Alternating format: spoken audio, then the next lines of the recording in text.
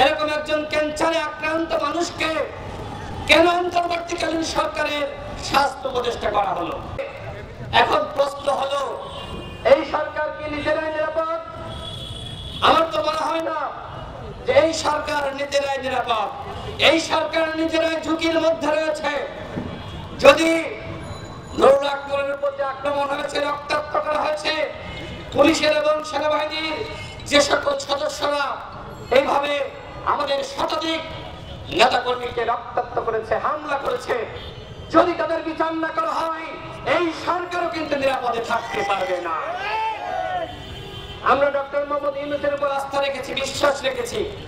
আমরা তার উপর দায়িত্ব দিয়েছিলাম নির্বাচনের আগে তিনি রাষ্ট্র সংস্কার করবেন। আজকে এখানে যারা বক্তব্য রেখেছে, বক্তব্য আপনারা শুনেছেন, কতটুকু সংস্কার হয়েছে? তিনি সংস্কার করতে পারেননি। তাকে কি সংস্কার করতে দেওয়া হয়নি, নাকি তিনি এই অথর্ব উপদেষ্টা পরিষদ গঠন করার কারণে নিজেই ব্যর্থ হয়েছেন? সেটা নিয়ে নানানমুখী প্রশ্ন রয়েছে। আপনারা দেখেছেন আজকে আমাদের স্বাস্থ্য উপদেষ্টা তিনি সিঙ্গাপুরে গিয়েছেন চিকিৎসা নেওয়ার জন্য। সিঙ্গাপুরে গিয়েছেন। তিনি একজন ক্যান্সারে আক্রান্ত মানুষ।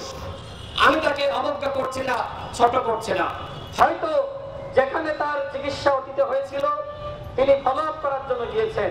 কিন্তু আমার প্রশ্ন হলো, এরকম একজন ক্যান্সারে আক্রান্ত মানুষকে কেন অন্তর্বর্তীকালীন সরকারের স্বাস্থ্য উপদেষ্টা করা হলো?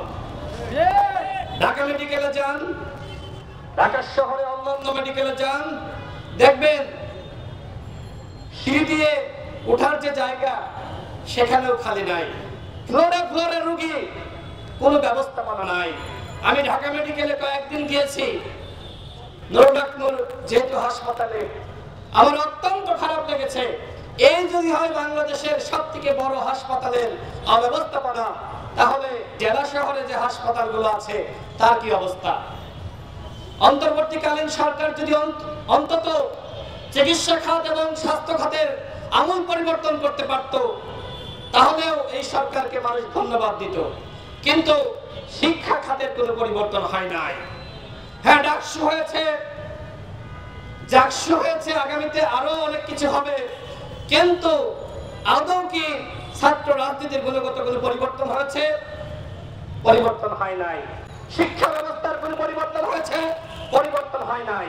শিক্ষকদের কোনো পরিবর্তন হয়েছে? পরিবর্তন হয় নাই।